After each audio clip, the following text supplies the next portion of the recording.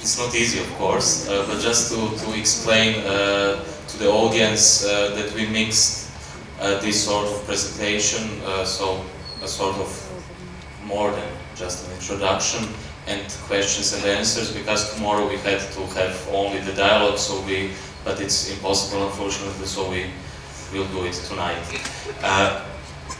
So you already mentioned the question how to teach in the context of cognitive damage, and unlike other Indian writers or activists, you don't write so much about your own experience in the rural schools in India. So my first question is if you could tell us more about this experience, because I'm sure a lot of people would like to know more about it. I mean, they know your work and your teaching at Columbia and so on, but not a lot of people know about the rural schools. And a second connected question to it is if this experience cannot be transcoded in a way, unless it's only solidarity tourism, how can bridges of solidarity be built?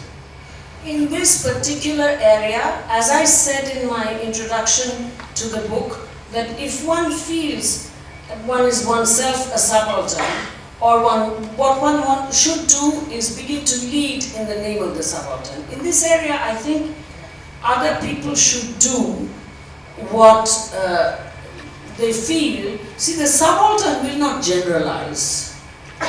You cannot generalize the subaltern. That's the problem with the subaltern. See, this is how Gramsci described the subaltern, right? That the subaltern is the group that doesn't achieve the state. So that even within a bad state, the abstract structures, this is why I find it very hard to just simply say the state is bad. Because for I with Gramsci would say that the state is medicine and poison. You must know how to use it, do not have faith in it, but you must know how to use it. It is easy for us, or it's easy for the Second International French communists to have said that it was just bad. Whereas, Negri is a student of Althusser's, and he never changed in this. Whereas Christine Lucy-Glucksmann in 1974 had the courage to write that fantastic book, Gramsci and the State, where she points out, Gramsci never wrote a book, he just wrote those prison notebooks. Togliatti, who did not deliver Gramsci's letter to Stalin, was his literary executor, and in fact there was a joke that Gramsci lived because he was imprisoned, otherwise Stalin would have had him killed, because he had dared to question this thing.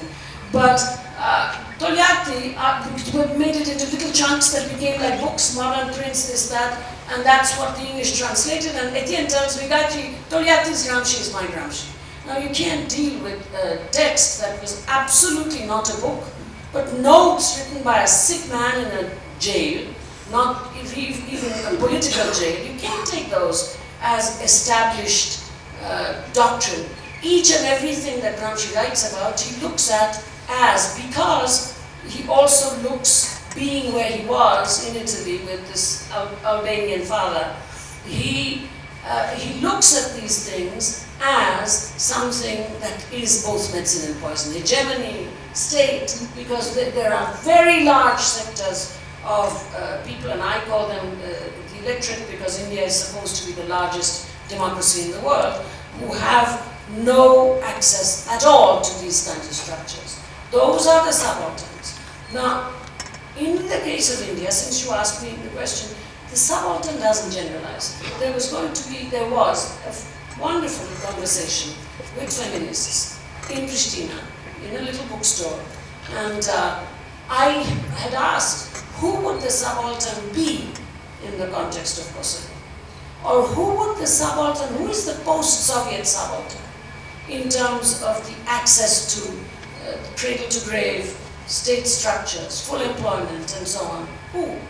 Tell me. I really don't know, because you can't just go on talking about the subaltern in every place. The subaltern in a place is who doesn't generalize and who doesn't move with the world, and sometimes will say, and I'm talking out of my experience of Algeria and India, after decolonization, we were better off under the colonizers, the Dalits in India, for example. It's a very peculiar horrifying lesson, but it's a lesson. Now, the subaltern in our case, so I'm only going to talk about India here. You have to bear with me. If you want to know my experience, I would be the last person to be able to talk about my experience, but I'm giving you a rationalized description of the stereotype of myself. Okay, sorry, you have to accept that. Please do not, those of you who are good readers, read it. Do not just take it as information retrieval. And so it is impossible for testimony of this sort to be, quote, true, unquote, okay? Be warned. So at any rate, in our case, we are a settler colony, and we are the settlers, the Indo-European speakers who came between 5,000 and 8,000 years ago. And we were, of course, we have race in a very racist way for many centuries. This group was called Aryan. And there's good research available now, published books from good presses with plenty of documentation that this was not a race. It was a collection of diversified people speaking in the European languages, and the language group, like I was talking today to Srechko about why English is so powerful. So this language group won. And what happened at that point was that, you know, centuries of breeding up people, the so-called, today they're called the scheduled castes and the scheduled tribes, right? Breeding up people for manual labor, punished for intellectual labor, does incredible cognitive damage. European colonialism was day before yesterday, no more than 300 years, perhaps less. We are talking about millennial stuff. And with the departure of European colonialism, managed by bourgeois nationalists, Lenin's progressive bourgeoisie, believe me, the old structures of this millennial settler colony have come in again to inhabit the space. You will not hear the Indian intellectuals who present themselves as made for the United States, as it were. You will not hear them acknowledge this. But if you go to work in there, the hardest thing to learn, I don't believe in private sector voluntarism. Why have I been engaged in that for 25 years? Because I'm in a double bind. I constantly try both, being an old socialist, I've tried to engage both the state. I've remained an Indian citizen. And I'm a good, solid, trained, skilled citizen. I give time and skill training these people. And left folks speaking the language from Calcutta to come so that the situation changes. The left people from Calcutta who will come are generally these folks, class enemies, and they come in wanting to be downwardly class mobile. They already know, believe me, I'm talking about 25 years experience. They already know what to do. You cannot enter that space thinking you know what to do. This millennial kind of cognitive damage cannot be undone by just simple feeling that what you learned, how you learned to be a liberationist, is what these people are. It's a very difficult undertaking. So I keep on trying, and of course in order to be able to teach there, give time and skill, you have to know the language very, very well indeed. Deep language learning. The way in which, for example, there's one guy who's hanging in there. He's a white guy. His name is Ben Baer. He's English. He learned Bengali because he read somewhere that I had written that if you want to study European colonialism, I'm a Europeanist, but to be a Europeanist well, if you want to do the 19th century, etc., you should know at least one colonial language. Otherwise, those of us who have a native ability in a colonial language, or basically colonial subjects, all of the subaltern studies people are upper caste Hindus. They do not belong, they're not subalterns. So we have this kind of advantage because we were born there and got access to the imperial structures. So I say that people should learn one of those languages. So Ben learned. He learned well enough that he was able to write. His dissertation is on the use of the autochthon in left projects in the 20th century. And one of the chapters is on a fantastic Bengali novel. He's learned well enough. He's just up for tenure at Princeton. He's been teaching there since 2006. Well enough that he can lecture in Calcutta. Okay, that's fine. But his Bengali is not at all good enough to teach rural children mathematics, and out of tremendously horrifying textbooks where the teachers do not know how to use books, so writing textbooks is not going to do a damn thing. If you want to teach how to teach there so that the electorate knows that they are in a democracy, this cannot happen unless you know the language very well and unless you are in there as you are at Columbia. I'm not suggesting that you have to go there looking for the primitive. But if you really are interested in making epistemological change, you cannot have a different relationship to your students if they happen to be at Columbia. That's not allowed. And teaching at two ends of the spectrum has a certain advantage. Now, why don't I talk about it. I don't know if I'm talking about it, aren't I? The first 10 years I didn't, because I didn't know, because I knew so little, I still know very little. But nonetheless, I thought it wasn't even going to last. But it's happening, something's happening, God knows what. I'm learning from my mistakes, but Gayatri Spivak learning is not the only goal. But I believe in the future anterior, something will have happened. I won't know, there are no guarantees. Sometimes I don't want to bore you with anecdotes. And remember, I'm not to be trusted because I'm speaking about my own experience. It should come from the other side. One of them should be here because they're not dumb. But the thing is that sometimes unexpectedly something happens. Oh my God, I didn't expect this particular thing, but I passed an exam. I feel. I'm not going to talk about those things. But I'm hanging in. But what I was telling Sergio, I don't write about this because of course one can write about this. But if I went in there thinking that I was going to transcode this for my academic equals, liberationist, revolutionary equals, what are those words? I don't know, but I'm just using them. That I'm going to write, so that you don't think I'm just knocking academics. I've been in the academy, I entered kindergarten in 1946, never left school. So, okay, all right, so that's why, revolution and liberations, let's keep it in the academy, man. But the thing is that I can't, if I go in there, see, I am so super educated that I'm muscle bound by my analytical skills. I can't learn if I go in there. And you see, it is so hard to learn from the cognitively damaged. And if I give examples, the kind of politically correct bourgeoisie gets extremely cross because they think I'm saying that these people are unintelligent. Hey, I'm saying that intelligence can be destroyed. And you must learn how to take the responsibility. I'm not saying they're unintelligent. What is it? An essential God-given quality intelligence? If that's a Christian sentiment, I don't share. So, to an extent, if I went in there thinking I was going to transcode it for no reason, because this can't be generalized.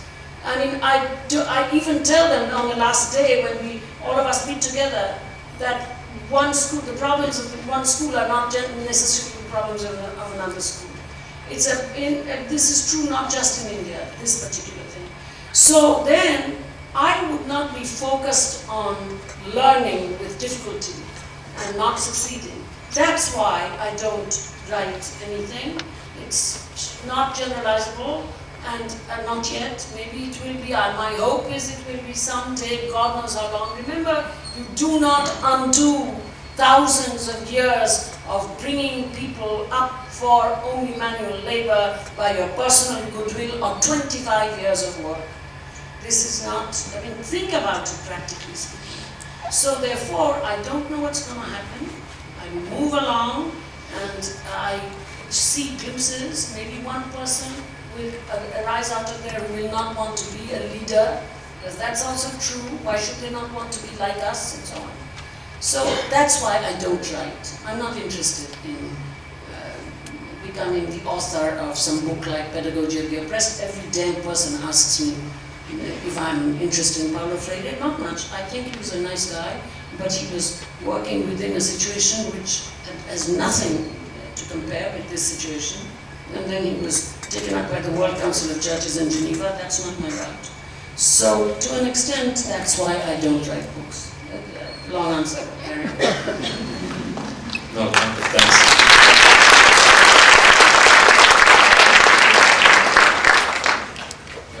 I see who doesn't clap, because this is a boring thing to say. You know, I'm not being very encouraging and so on and so forth. I'm sorry, you won't get it from me. So that is something that you should acknowledge, you know? I'm really not made for encouraging everyone who wants to achieve results without thinking about the fact that we do not achieve decisive results by talking and talking this way. Carry on.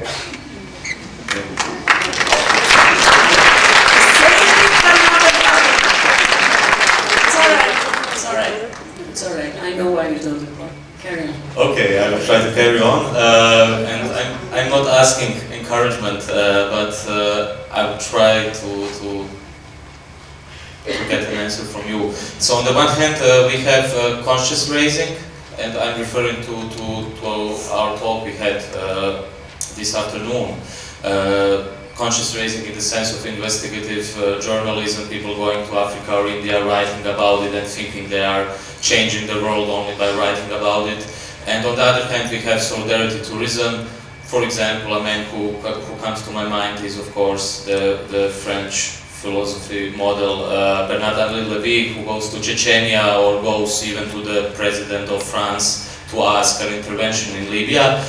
This is just an extreme, of course. But to be completely honest, what can we, for example, what can I, as a white male European, do? I mean, I am traveling around, I'm trying to see, and of course, unfortunately, I'm also writing about it.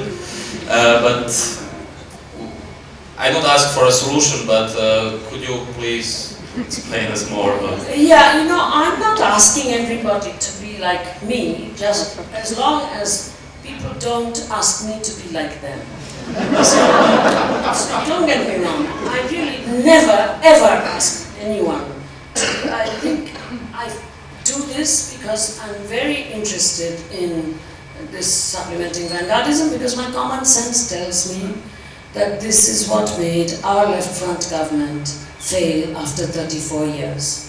So, and you know, I have a little bit of experience teaching for 45 years, full-time, teaching not South Asia, but the dominant stuff on the PhD level at a very powerful university. I teach English, French, German. I teach wonderful post-colonial writers like Freud, Marx, Heidegger, Hegel, Derrida, not Badin, you name it, I teach it. I teach Greek tragedy. These things are extremely post-colonial, right? But I have a point of view from which I teach, but I try to also avoid and resist my point of view, because that's also historical. I teach reading, but I'm not a native informant at Columbia University. This is the problem that they have with me. I'm not a professional Indian. I cannot be used by Jeffrey Sachs. I'm just an Indian. I'm extremely critical of the Republic of India as well. I'm not going to be euphoric, bringing down whoever the hell is at the head. No. But I am not asking anybody else to be like me. See, I'm not a leader. I'm absolutely not a leader. So I don't know what people should do. It seems to me that what you are describing has also effect. Who can say investigative journalism doesn't have an effect? Of course it has an effect. It has a great deal of effect. Otherwise they wouldn't punish the WikiLeaks guy so badly. But let's not, first of all, what kind of investigative journalism? That is also, there are different, you have to distinguish between so-called investigative journalism, which is really being undertaken for people who know nothing. Sanctioned ignorance of other people are being used so that the so-called investigative journalism is actually getting a kind of wonderful image. That's not what we're talking about. Real investigative journalism certainly has effect, but to have something like an effect that lasts when, I'm just repeating, effect that lasts when investigative journalism has won a victory and the dust settles for a just world, then for that at the same time, that persistent critique of what one cannot not want. Someone in Tarragona told me, Gayatri, a double negative won't sell what one cannot not want. And I told him, I'm not selling a damn thing. This is the problem.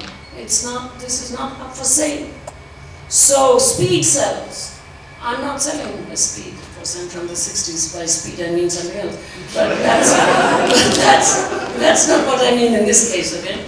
So from that point of view, what I don't knock investigative journalism, it's just not my thing. I'm not a journalist, so what? You know, as I say, everybody doesn't have to be a Gayatri Spivak, the world would die, collapse immediately. But so the problem is this business of leading, number one. Number two, solidarity tourism.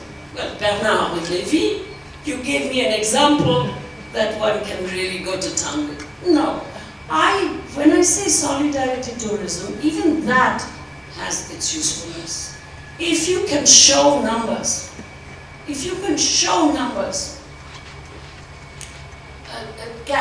agents of globalization can be scared. They find other ways of dealing with it, crisis management. So just showing numbers does not have a great deal of effect. And as I also said, I used the word radar, and someone, I think in Kosovo, somebody had said Andrew Usher, because I used this as a kind of shorthand to describe a certain area, which I will not call grassroots anymore, because that word is meaningless now. It says bottom feeders. Andrew Usher used that in an email. So the Kosovars are saying, what radar are you speaking about? No, that's just a metaphor. But you see, I do say that sometimes, and again, you ask about experience, I think I'm speaking from experience, you judge me. Sometimes, solidarity tourism information received in goodwill is manufactured. And I could give examples. Not one, not two, but many examples.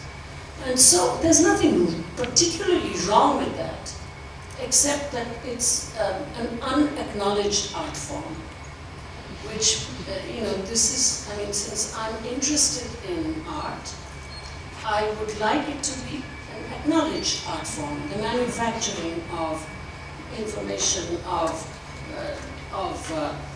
grassroots participation and so on and so forth, for what you called solidarity tourism.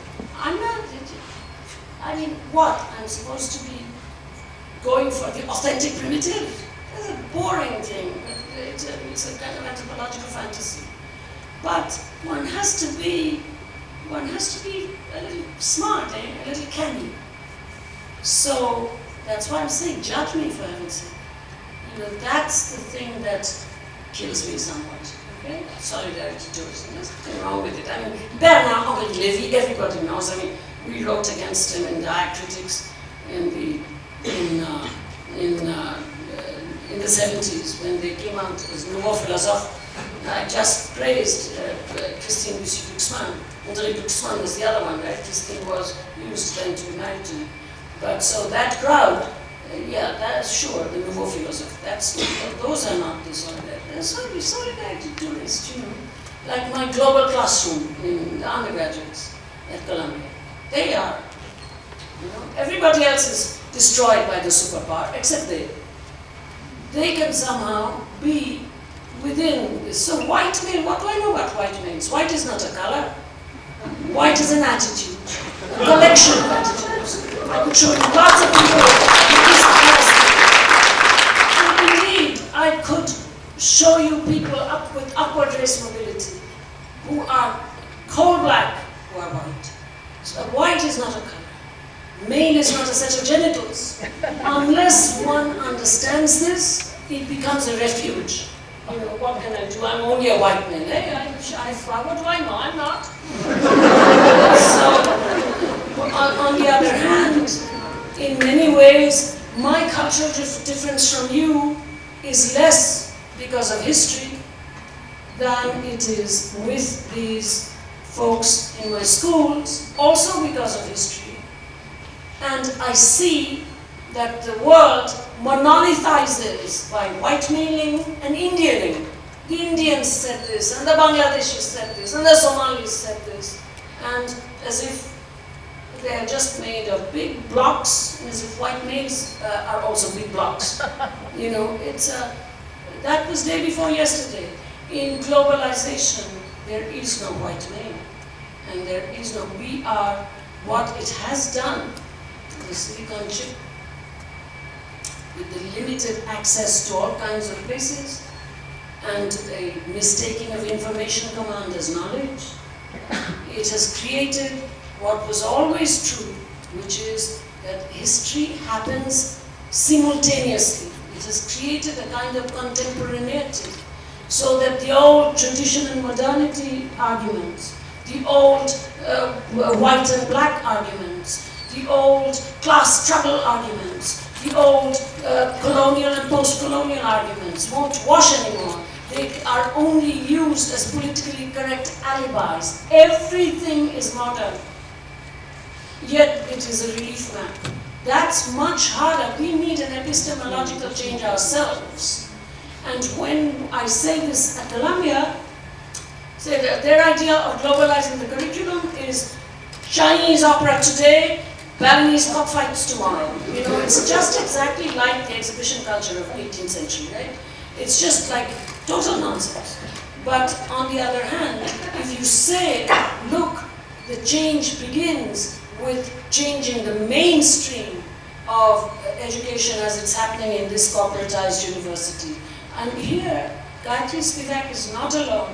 There are many people, but there is another wonderful feminist person whose work I hope some of you have read, called Marilena Chaui, writing out of Brazil.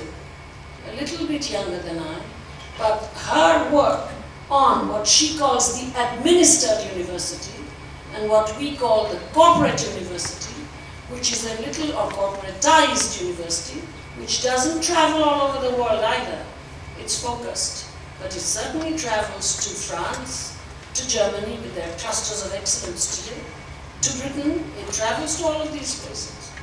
These places, corporate universities, if anybody there says, touch the mainstream, that's how we go global, you would be completely surprised by the kind of resistance, by the kind of repressive tolerance, by the kind of removal that you hear. Whereas it's very nice to let the kids play with their international civil society, save the world stuff. Okay, this problem, acing the United Nations, that's what the university is now for. So, from that point of view, I would say that the idea of what you should do, I cannot tell you. It's really, I really am not in the world for telling anybody what they should do. I'm very grateful that I have students. I teach them, as I said, how to read. I'm not a good teacher, but I'm a very sincere teacher. There are self-selected kinds of students who over the last 45 years have learned a little something from me, and because I am the way I am, I have been able to teach students who are smarter than I am, and for sure more scholarly. I'm not much of a scholar at all. But so therefore, that's what I do. Okay? I cannot tell you what you should do, but the white male stuff doesn't speak to me anymore.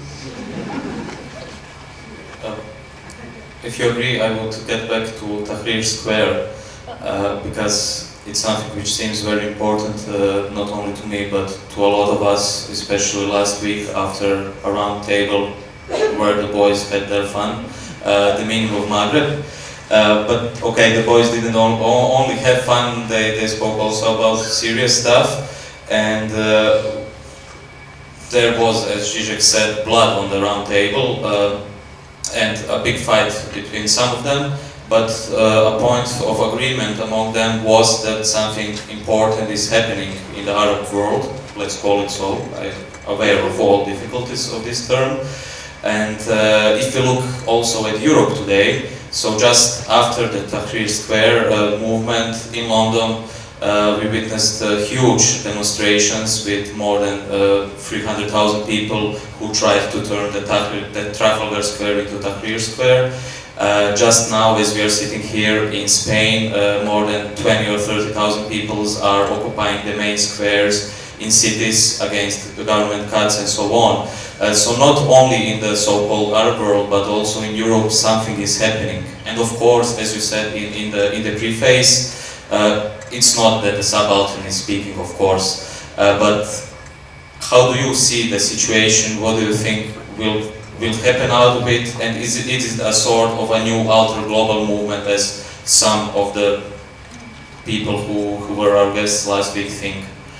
I think but I really didn't use the expression myself as the boys had their fun. I mean, this is not... Then the guys, or it was something... I said something about the men, yes, but that's kind of a very mainstream feminist kind of description. Then I heard it wrong, but it was something on that line. I talked about the fact that there were these big boys, and I didn't know because I hadn't looked. I'm talking so much all over the place, I didn't look at this, and he had told me that I would come after, etc. But in Kosovo there was this woman called Jelena Petrovic who actually on her laptop showed me who would be at Zagreb, and I wasn't remembering because I've spoken at so many different places. I thought that they would all be there, so I thought that I would have to change my talk, which I had prepared for you, which had to do with cinema, and I thought, or the visual, and I thought that since these big boys had spoken, I would have to, and since I felt that I had something to say about the left which was different from theirs, so that it doesn't seem like I'm just using the usual knock the men type of discourse that we kind of got I'm sorry if it sounded that I was knocking them, but... No, you were certainly not knocking them. I felt that you were clearly and explicitly and again quoting me, and if I just wanted not to be, even if I had said some such words, which I usually do not, boys have their fun at that dismissive stuff, I don't usually say things like this. As I say, this is very much the kind of gender struggle model of mainstream feminism, from which, like I say, male is not a set of genitals. But what I was saying in terms of the men who had spoken, that I was not in agreement with any of them for reasons that had to do with a certain kind of relationship to communism, first of all, and this is never recognized, except it was in Dubrovnik. It is never recognized.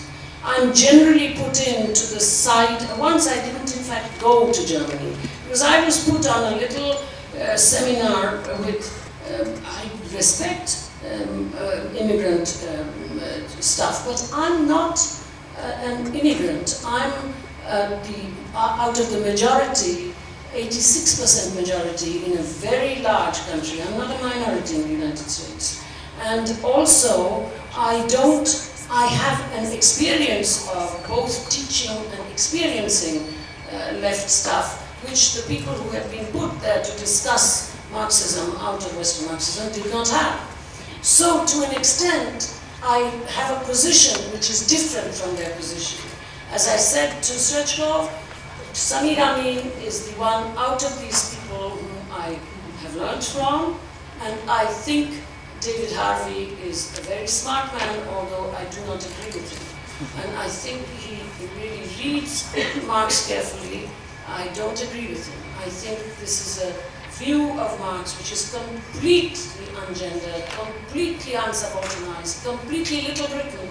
Little Britain Marxism gone global. That's David Harvey. Very smart. Very smart. But this is, as an Indian, I should know. And there are reasons, so one can go this way with Terry Eagleton, Slava Žižek, Negri. There are ways in which I think Negri is a wonderful man, but I also think that this enthusiasm from these people, I believe that there was nothing else that they could have said. I'm sorry if I seem to be a very negative person, but to dare to say anything else is not within the purview of these people in public. And you may here quote me, I'm not using the word boys, but these established Marxists speak with a certain kind of, I said to you this morning, one thing that I have learned in the United States is deliberate non-hierarchical behavior is another name for contempt. This kind of remark is identical with a deliberate decision not to be analytical, because this does not qualify, they don't want to be unpopular either. This does not qualify for analysis for them. So if you sit with them and talk to them in other kinds of contexts, where it's not facing a public that must congratulate them. You know, when I said I noticed who is not applauding, it was because I am not particularly moved by applause. Because I'm not Socrates, but one can have a model. When Socrates said to his judges, the agora, that you will have to put me to death because I can never say something that will please the social engineers. So talked about the megalohippos, the stage, right? I'm on the horse's ass, says he. I'm sitting like a gadfly on the horse's ass. Kill me. To an extent, to want to be applauded leads to this kind of abdication from analysis, which can congratulate the good feeling of people come together as a description of, do you think these people are dumb that they don't know how capitalism works? That they call this thing as revolution happening everywhere? Something has undoubtedly happened. People are a little scared, but wait till the crisis is managed. Wait till the dust settles. Wait till you see what the real effect is for the people I call subaltern. Wait till Libya breaks. I showed you all that material on Libya because the one thing that I'm not able to do because I'm moving and the damn green card was stolen in Kosovo. The one thing that I'm not able to do is to speak about Libya because, this is a demand that's been hanging in the air now for a week. It's not so easy to just simply congratulate people because something really is happening and the world is changing. I know this is much bigger than what happened in Genoa and Seattle and so on and so forth. It is a big thing, and I applaud them. This is not a lack of applause, but the abdication of analysis on the part of left intellectuals, I think, is contemptible, especially in the public abdication of autocritical analysis, supportive analysis. I think that this I cannot go with. I don't think one can actually say this in a one-shot deal. One is misunderstood and Spivak was very negative. I'm not negative. I'm a supportive person for movements. But to support movements is a very different kind of task from the withdrawal of analysis. When you see this group of people who are not at all similar, all saying, oh yes, something really wonderful is happening, something great is happening, you know that difference is being denied and foreclosed because it is not worth acknowledging one's difference there. You think a Samir Amin and an Antonio Negri and a Slavoj Žižek and Terry Eagleton and David Harvey and who's the other one? Whatever. No, they weren't all of them at the same round table. So whatever round table it was, and I will say, this blood on the round table, okay? And most of them, of course, most round tables are not round. And also, the metaphor comes from King Arthur, which is really, one should ask why that metaphor is still used. What does that piece of furniture mean? Has it ever meant anything? And why do we still go on with King Arthur? Nobody asks this question, maybe because histories, forget it. But blood on the round table is not blood. It's a metaphor.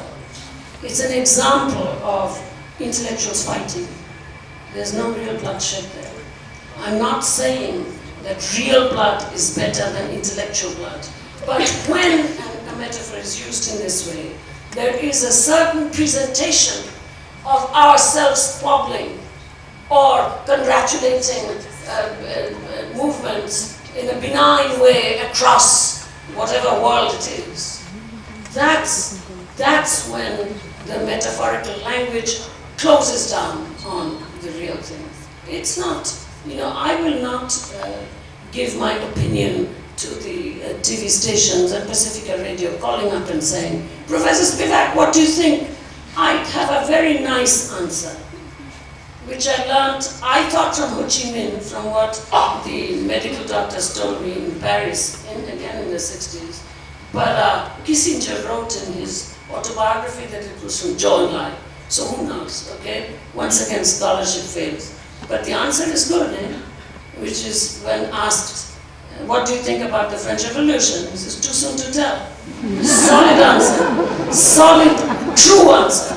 So it's honorable to say it. And that's what one should say, rather than, do this by withholding analytical judgment, withholding an acknowledgement of the silent power of global capitalism, withholding their analysis of regime change, and that's why those poor benighted young activists wrote that damn email. That you name the abstract as such, the G20, by the names of these dictators, regime change, public assassinations, without any regard for international law. No, I think one has to think twice about how one is going to talk about things that are happening now. And with respect, one should say, it's too soon to tell. And then come again, a little later, and the thing changes just slightly. And most of the time, one should not say anything at a one-shot deal. So in general, I would say I am with people who unite against dictators. That's something that is incontrovertible. I'm with people who unite against dictators. And Down, yes. But in terms of a world historical significance, I think it's too soon to tell. World historical is not so easily grasped by a bunch of aging, intending subjects. One would have to forget the lesson of ideology. I don't mean ideology in the sense of socialism ideology. That word has been destroyed. But, ideology was one of Marx and Engels', before they saw a revolution, first attempts at talking about the metapsychological, what we now call trace, that which now is empirically represented by programming. When you do digital idealism, you forget that the metapsychological, the empirical representation, is programming much more deeply separated from the intending subject than in Marx, in Freud, in Kant's critique, or anything. So, therefore, let's not forget that lesson and declare for world history. I mean, Rosa Luxemburg had some excuse. She had been in the middle of it, bigger than Tyrese. But when we criticize her, we should know that the same applies to ourselves. That's what I would say. I'm not against these people, but I think they owe my respect, and therefore I owe them my respect, and therefore I owe them full exercise of my solidarity-filled, autocritical analysis, rather than as a friendly autocritique, rather than this kind of childish enthusiasm. Childish not on the part of you, on the part of aging left intellectuals who bury their differences in this one particular respect. That's symptomatic.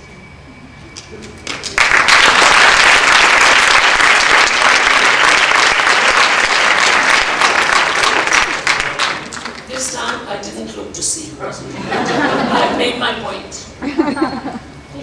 You don't even have to applaud at all. I'll be sad. But